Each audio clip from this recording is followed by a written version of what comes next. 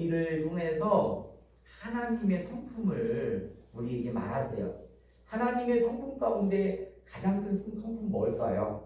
예, 뭐 좀 사랑이라는 단어를 쓰죠. 하나님은 사랑이시다라고. 그죠? 하나님 사랑이시다. 그런데 하나님은 사랑이시다라고 이렇게 이야기는 하는 성품은요, 이 바라보는 사람이 하나님을 바라보며 성품을 이렇게 이야기를 해줘요. 사랑이라고.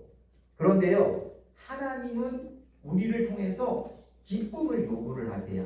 또 기쁨의 사람이 되기를 원해요. 그래서 우리 하나님의 사람들은 언제든지 얼굴에 환한 빛을 띌 수 있는 그런 모습들. 특별히 오늘 보니까 주 안에서라고 이렇게 이야기하죠. 이 주 안에서라고 하는 건 우리가 주 안에서라는 인크라이스트라는 얘기를 많이 씁니다. 우리가 사랑을 해야 되는 이유도 주 안에서 할 수 있는 그런 모습들. 그죠? 주 안에서 해야 돼요. 그리고 우리가 교제도 주 안에서 해야 돼요. 주 안에서라고 하는 건 어떤 뭐 장소, 뭐 교회 안에서, 뭐 가게 안에서라고 이야기하는 그런 장소, 어떤 또 시간 이런 거에 부과되지 않아요. 주 안에서라고 하는 건 관계에 대한 이야기예요.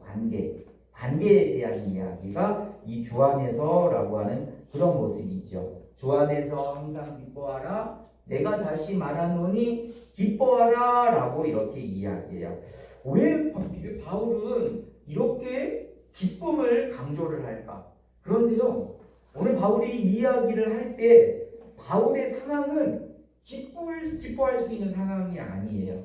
특별히 이 빌립보서를요, 우리가 옥중서신이라 그래요. 무슨 이야기냐면 이 바울이 옥에 갇혔을 때, 자유가 억눌렸을 때 이제 그가 그 성도들에게 이야기한 게 바로 이 말이에요. 주 안에서 항상 기뻐하라.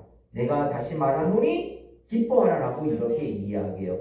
본인은 갇혀서 기쁨을 누릴 수 없는 상황으로 보일지라도 세상 가운데 있는 사람들한테 기뻐하라 라고 그렇게 이야기하는 것이죠.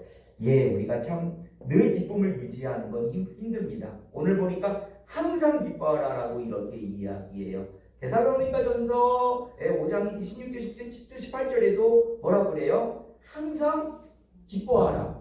범사에 감사하라. 쉬지 말고 기도하라. 이렇게 이야기하죠. 그러니까 기뻐하는 상황에 항상이라는 단어를 이렇게 짚어하고 또 기뻐하고 또 기뻐하라라고 바울은 기쁨을 강조하고 있어요.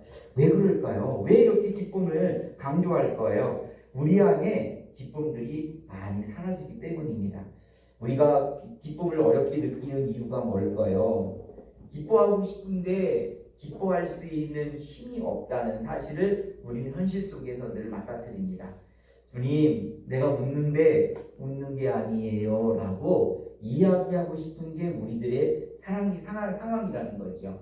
다니엘 기도를 통하여서 많은 간증자들이 자신의 간증을 이야기하는데 그들의 간증은요, 어디서 어떻게 되어지냐면 평탄함 속에서 오는 간증이 아니에요. 그들의 삶이 넘어지고 떨어지고 주저앉고 낮은 곳으로 넘어가고 낮아지고 낮이는 그 상황에서, 그래서 많은 사람들이 절망하고 심지어 어느 집사님은 너무 힘들어서 친구랑 모텔방에 가서 자살하려고 넥타이로 목을 맸는데 그 넥타이가 끊어져가지고 그렇게 자살을 못했다고 그러더라고요. 그런데 보세요. 얼마나 힘들면 삶을 마감할 정도로 그런 생각을 하겠습니까? 그런데 주님은 그러한 상황 속에서도 우리에게 하시는 말씀은 기뻐하라는 거예요. 항상 기뻐하라는 거예요. 우리가 행복할 만한 조건을 갖추었기 때문이 아니라 우리의 기쁨이 절실히 필요하기 때문에 오늘 우리에게 기뻐하라라고 이렇게 이야기하고 있는 거죠. 하나님은 우리가 스스로 기쁨을 만들어내지 못한 사실을 알고 계시기 때문에 하나님이 기쁨이다라고 이렇게 이야기하는 것. 특별히 오늘 주 안에서 항상 기뻐하라라고 하는 단어를 현재 명령형으로 썼거든요. 그러니까 이거는 그냥 기뻐했으면 좋을 것 같아요라고 청유의 모습이 아니에요. 권유의 모습이 아니에요. 이거는 명령형이에요. 기뻐하라! 기뻐해야 돼! 라고 명령이에요. 명령. 왜 하나님은 이렇게 우리에게 이 기쁨을 명령을 하셨을까? 그러시면서 하나님은요, 그 기쁨을 우리에게 선물로 주신다는 거예요. 바울은 감옥에서 기뻐할 수 없는 그런 상황이지만 그럼에도 불구하고 오늘 우리에게 주 안에서 항상 기뻐하라 라고 이렇게 이야기합니다. 그의 기쁨은 상황의 선물이 아니에요.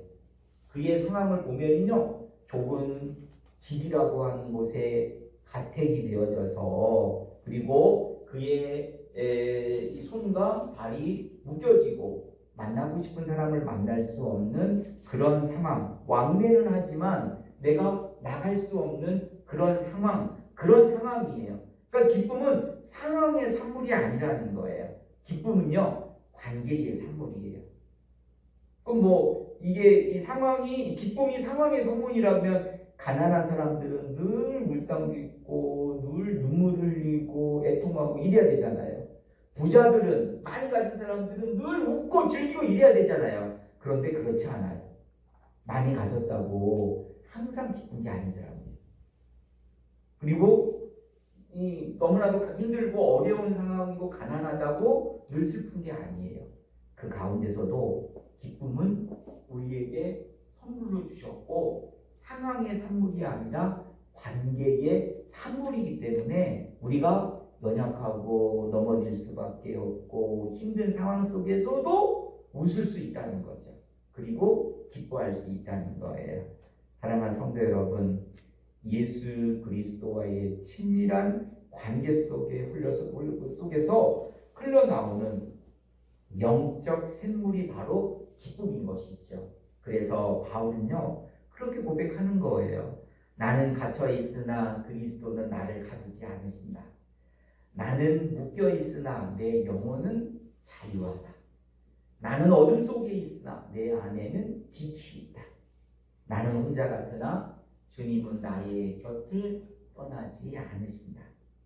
성도 여러분, 기쁨은요, 우리가 진정한 본질을 찾아야 되는데 상황이 주지 못하고 상황이 기쁨을 빼앗지 못습니다. 기쁨은 분명한 관계 속에서 나오는 거예요. 그 관계, 그래서 주 안에서라는 단어를 사용한 거예요.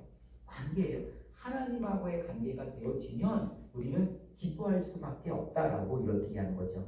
저는 정말 우리 영적인 눈을 저에게 주셔서 저도 그러고 여러분들의 그런 신앙을 점수로 이렇게 좀 봤으면 좋겠다라는 생각이 들어요. 우리가 함께 이렇게 예배하지만 예배하는 가운데서도 하나님이 없는 예배를 드리는 사람이 있을 수 있다는 거죠. 늘 헌신과 그리고 찬양과 경배와 늘 하나님의 일을 열심히 하는 사람들도 하나님이 없는 열심 가운데 있는 사람들이 있을 수 있다는 거예요. 오히려 세상에 하나님을 알지 못하지만 오히려 그들이 더 하나님에 대한 신뢰가 높은 사람이 있을 수 있다는 거예요. 제가 세례를 받은 교회가 창원에 있는 양복교회라는 교회예요. 그 교회는 이제 창원 로타리에 있는 교회인데 가건물에서 시작해가지고 교회를 세고 져서 로타리 쪽에 크게 졌어요. 그런데 자꾸 교회가 성장하니까 이게 또 공간이 필요한 거예요. 마침 바로 교회 옆에 공장이 있었어요. 공장이. 그래서 이 교회에서 이제 기도를 하는 거죠. 하나님, 저 공장을 우리에게 주시옵소서. 저 공장을 주시옵소서. 저 공장을 우리에게 팔게 해주세요라고 그렇게 기도했어요. 그런데 어느 날요, 그 공장 사장이 그 공장을 결국 교회에 팔았어요.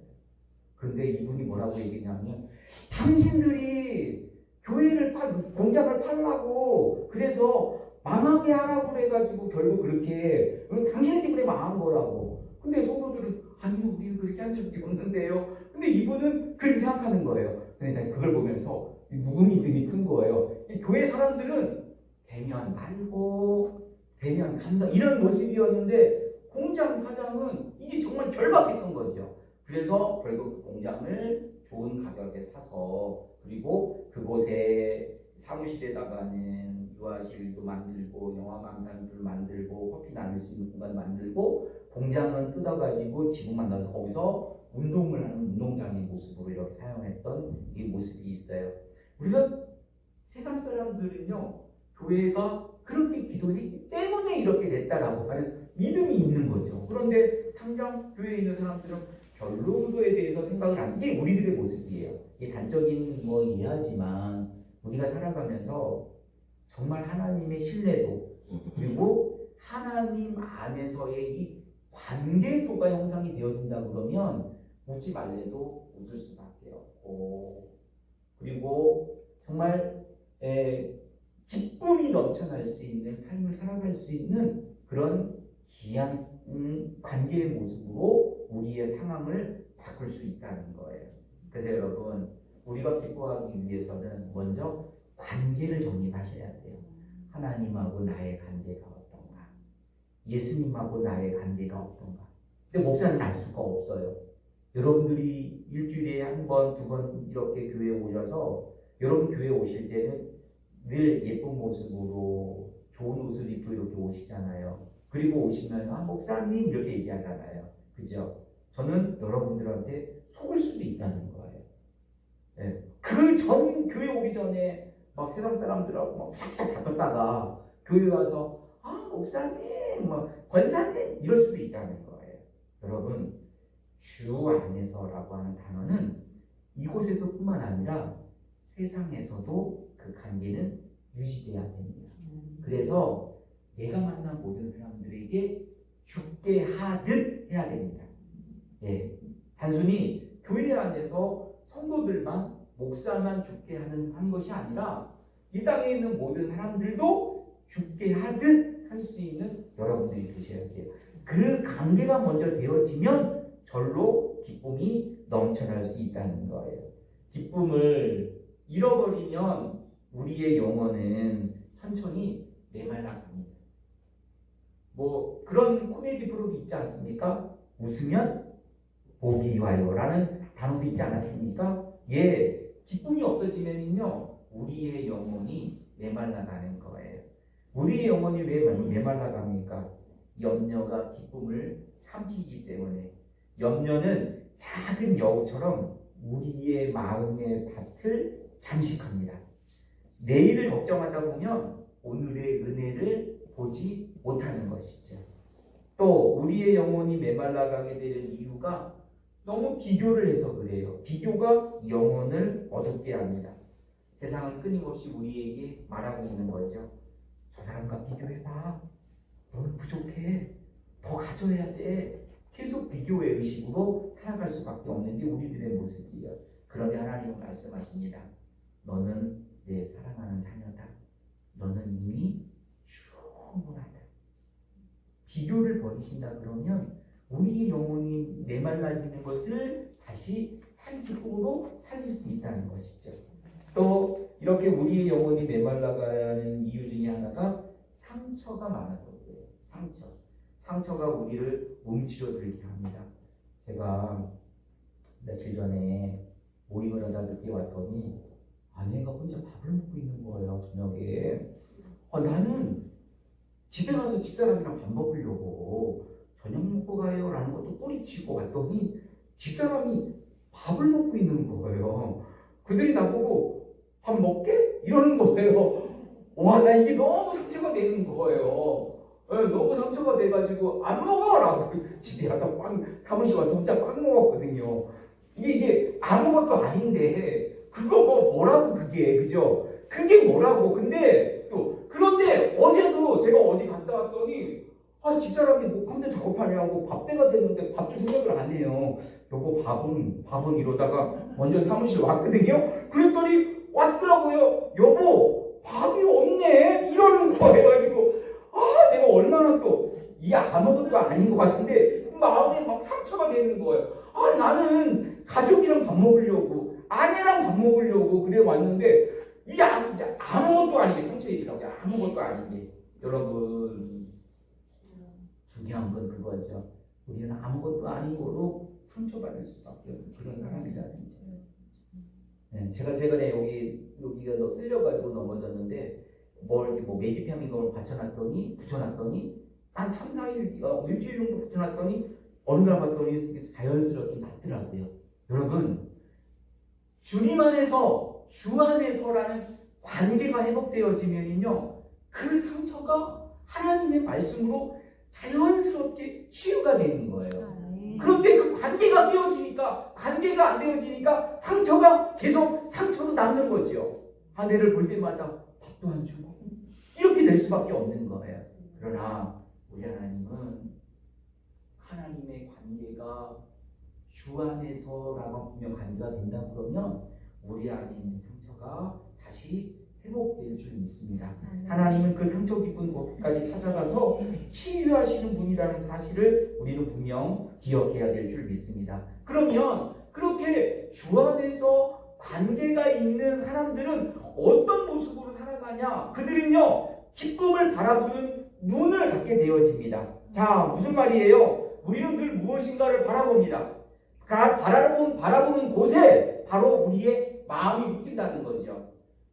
논산에 가면 농사를 짓는 목사님이 계세요. 농사를 꽤 많이 짓습니다. 100만 평을 넘게 지어요. 근데 그분의 눈은요, 늘 어디가 있는지 아세요? 그 장난감에 있어요. 그분의 장난감은 그거죠. 트랙터, 이항기, 뭐 이런 거예요. 그래서 어느 날 문자가 왔더라고요. 자기네 집에 이렇게 기계 움직여가지고 되는 동력이 몇 대 있나 봤더니 13대가 있더래요. 지게차, 그 다음에 트랙터도 2개, 그 다음에 이항기. 근데 지금 또 한 곳에 꽂혔어요. 콩 베는 거 있죠. 콩 베는 거. 거기에 또 꽂혔어요. 그러니까 이분의 마음은 늘 그곳에, 그러니까 이왕 만나면 그 얘기밖에 안 해. 우리가 목사인데도요. 저는 목사가 되어서, 신학교에 들어가서 좋았던 게 저는 그거예요. 잔디밭에 앉든, 이 강의실에 있든, 밥을 먹든, 거기 있는 사람들하고 아무 때나 예수님의 이야기를 할 수 있어서 너무 좋았어요. 정말 좋았어요. 그냥 공간이 협소해가지고 잔디밭에 막 누워있다 있으면서도 예수님 이야기하고 하나님 이야기하고 전 이게 너무 좋아요. 그리고 지금도 저는 교회라고 하는 안에서 살잖아요. 전 이게 너무 좋아요. 문만 열면 십자가가 보이고, 그리고 내 책상 주변에 보면 다 하나님에 관련된 책들이 있고, 이게 너무 좋아요. TV를 켜고 있더니 컴퓨터를 켜면 바탕화면서부터 모든 게 말씀과 하나님에 관련된 이런 모습 너무 좋아요. 그리고 제가 주로 통화하시는 사람들이 어떤 사람들이냐? 하나님을 알지 못하는 사람들보다도 하나님을 알고 있는 사람들하고 더 많은 통화를 해요. 그래서 우리가 무엇을 해도 늘 예배와 이런 것에 관련돼서 이야기를 하니 이게 너무 좋아요. 여러분, 우리의 눈이 하나님을 향할 때 우리는 기쁨을 가질 수 있다는 거예요. 여러분, 땅을 보시고 부동산을 보시고 그런 눈도 필요하겠지만 정작 여러분들이 바라보는 눈을 통하여서 주 안에서 관계 회복되어 기쁨을 누릴 수 있는 저와 여러분들이 되시기를 주님의 이름으로 축복을 드리겠습니다. 아멘. 하나님을 바라보면 기쁨이 커집니다. 아멘. 그래서 다윗은 고백을 해요. 내가 여호와를 항상 내 앞에 모시며 그가 나의 오른쪽에 계심으로 내가 흔들리지 아니하다라고 이야기해요. 그가 항상 하나님을 내 앞에 모시니까 내가 흔들리지 않아요 라고 이렇게 고백하고 있는 것이죠. 아멘. 하나님을 바라볼 때 영혼의 흔들림이 줄어드는 이유가 바로 그것입니다. 두 번째 사람의 특징은 뭐냐면 기쁨은 감사의 습관으로 피어난다는 거예요. 여러분, 감사는요 기쁨의 씨앗이에요. 저는 오늘 항상 기뻐하라 이 말씀, 그리고 다음 주에도요 또 항상 기뻐하라는 말씀을 나눌 거예요. 이 추수감사 시즌이 지난 바로 다음에 우리가 가질 수 있는 건 기쁨인 거예요. 기쁨. 올 한 해 동안 우리를 지켜주셔서 우리가 오늘 현재의 자리에서 나타낼 수 있는 게 뭐냐면 감사의 모습이고, 이 감사가 기쁨의 시작이라는 거예요. 그래서 기쁨이라고 하는 이 어떤 상황과 관계를 만들기 위해서 우리는 감사의 습관을 들일 수 있는 여러분들이 되셔야 됩니다. 매일 하나씩 감사를 심어 보십시오. 그 작은 감사가 어느 날 큰 기쁨의 나무가 자라게 되어질 것입니다. 사소한 감사도 괜찮습니다. 한 끼 음식을 주시는 것, 숨을 쉬는 것, 사랑하는 사람이 곁에 있는 것, 오늘을 살게 하신 것, 이 모든 것에 대해서 감사할 수 있는 여러분들이 되셔서 기쁨의 씨앗을 심는 여러분들이 되시기를 주님의 이름으로 축복을 드리겠습니다. 그리고 세 번째는 기쁨은요, 기도를 지킬 수가 있어요. 자, 우리가 오늘 읽지는 않았어요. 빌립보서 4장 4절에 주 안에서 항상 기뻐하는 내가 다시 말하노니 기뻐하라라고 말씀했죠. 그런데 그 말씀 뒤로 어떤 말씀이 나오냐면 이렇게 얘기합니다.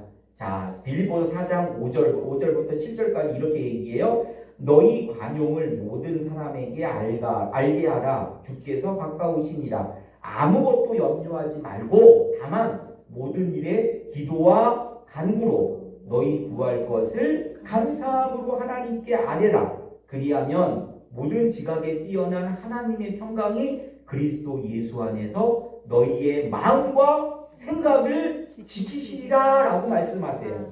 결국 항상 기뻐하라. 주 안에서 항상 기뻐해야 된다면 우리의 기도를 지킬 수 있다는 거예요. 여러분 어떻습니까? 감사의 씨앗을 뿌리고 그리고 우리 안에 또 이 기뻐할 수 있는 기도가 살아있다면 우리는 어느 곳에 있든지 하나님 때문에 기뻐할 수 있고 하나님으로 말미암아 기뻐할 수 있는데 우리에게 기쁨이 점점 줄어드는 이유는 그만큼 우리가 감사하지 못하고 그만큼 우리가 기도하지 못하기 때문이라는 사실을 여러분 기억하시기를 부탁을 드리겠습니다. 여러분 우리가 기도하지 않잖아요. 그럼 뭐가 올 것 같아요? 우리가 기도하지 않은 그 순간부터 우리 안에는 염려가 밀려오기 시작해요. 불안이 밀려오기 시작해요. 염려가 찾아올 수 있는 건 막을 수가 없어요. 하지만 염려가 마음에 머무르게 할지 말지를 결정할 수 있습니다. 무엇으로 결정할 수 있습니까? 바울은 오늘 그렇게 얘기하는 거죠. 오직 모든 일에 기도와 간구로 너희 구할 것을 하나님께 아뢰라 라고 이야기해요. 그러니까 우리의 그 염려와 불안과 이런 것들이 우리의 마음에 머무르기 전에 이 머무르게 못하게 할 수 있는 건 기도라는 거예요. 그래서 기도는 끓어오르는 불안을 잠재우는 영적 소화제입니다. 기도는 혼란을 재정비하는 영혼의 호흡입니다. 기도는 기쁨을 지키는 하나님의 평화를 가져옵니다. 그래서 우리가 기도를 쉬지 않고 해야 되고 그래서 쉬지 말고 기도하라 라고 바울은 데살로니가 전서를 통해서 우리에게 말씀하시는 것이죠.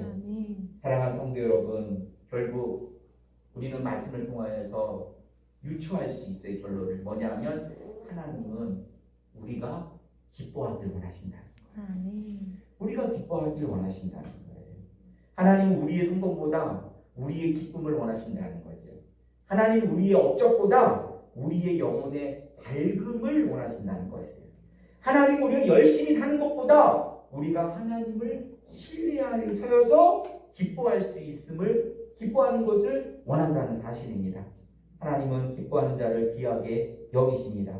왜냐하면 기쁨은 우리에게 주시는 하나님이 우리에게 주시는 영광의 빛이기 때문에 그랬습니다. 그래서 우리 주님은 우리에게 말씀하시는 거죠. 내 딸아, 내 아들아, 너의 마음이 너무 오랫동안 무거웠구나. 나의 가슴속 깊이 쌓여있던 짙은 그림자들 내가 알고 있다. 이제 내게 돌아와라. 너의 기쁨을 회복하겠다. 라고 오늘 우리에게 말씀하시는 거죠. 사랑하는 성도 여러분, 기뻐하십시다. 우리가 뭐 때문에 기뻐하겠어요? 기뻐하셔야 합니다. 우리가 기뻐할 수 있는 건 정말 우리의 상황이나 어떤 이런 것으로 우리가 기뻐할 수도 다 있겠지만 그런 상황이 우리를 기쁨으로 몰지는 않아요. 기뻐할 수 없는 상황 속에서도 우리가 기뻐하기 위해서 먼저 주님 안에서 in Christ 주 안에서의 관계를 분명 잡으시는 여러분들이 되셔야 돼요. 다시 한 번 말씀드리지만 여러분 하나님의 관계 속에서 우선순위를 재정립하십시오. 우선순위. 무엇보다도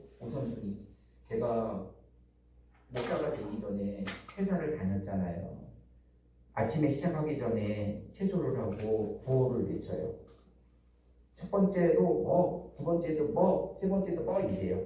근데 여러분 공장에서는 뭐가 제일 중요할까요? 안 다치는 거예요. 그러니까 첫째도 안전, 두 번째는 뭘까요? 안전. 두 번째도 안전, 세 번째도 뭘까요? 안전. 세 번째도 안전이에요. 여러분 우리가 살아가면서요 첫 번째도 우선순위, 두 번째도 우선순위, 세 번째도 우선순위에 대한 관계를 정립하셔야 돼요. 아멘. 하나님보다도 우선순위를 두지 마시고요. 아멘. 하나님을 여러분의 삶의 자리에서 가장 높은 위치에 두시고 우선순위를 정립하는 여러분들이 되실 때 주 안에서의 관계가 회복될 수 있습니다. 아멘. 그럼 하나님이 우리에게 무슨 선물을 주셨다고요? 기쁨의 선물을 주시는 거예요. 아멘. 그래서 감사의 씨앗을 뿌릴 수 있는 것이고 기도할 수 있는 것이에요. 사랑하는 성도 여러분, 우리가 그동안에 웃지 못하였다면 이제부터 웃읍시다. 왜? 우리는 그리스도 안에서 관계가 회복된 사람이잖아요. 회복되어져서 우리에게 주시는 선물, 그 기쁨을 누리는 여러분들이 되셔야 될 줄 믿습니다. 그래서 오늘서부터 감사의 씨앗들을 뜯어나가 봅시다. 오늘 권사님 그 옷을 입어주셔서 너무 감사해요. 억지 감사지만 우리 노력이라도 해보자는 거죠. 네, 해보자는 거예요. 그래서 우리가 감사의 씨앗을 품고 기도를 지킴을 통하여서 정말 주 안에서 기뻐할 수 있는 저와 여러분들이 되시기를 주님의 이름으로 축복을 드리겠습니다.